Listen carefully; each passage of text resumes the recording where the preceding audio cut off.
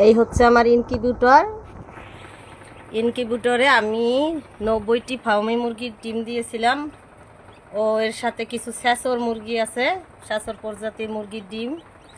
দেখছেন, এটা আর্দ্রতা 38 ডিগ্রি, 38.7 ডিগ্রিতে, এবং এটা হচ্ছে তাপমাত্রা, আর এটা হচ্ছে আর্দ্রতার মিটার 86%। এখন আমি দেখব যে কতগুণ বাচ্চা ফুটছে।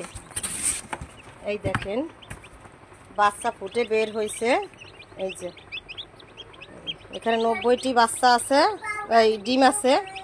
এর ভিতরে 1 2 3 4 5 6 7টি মুরগির ডিম ফুটছে।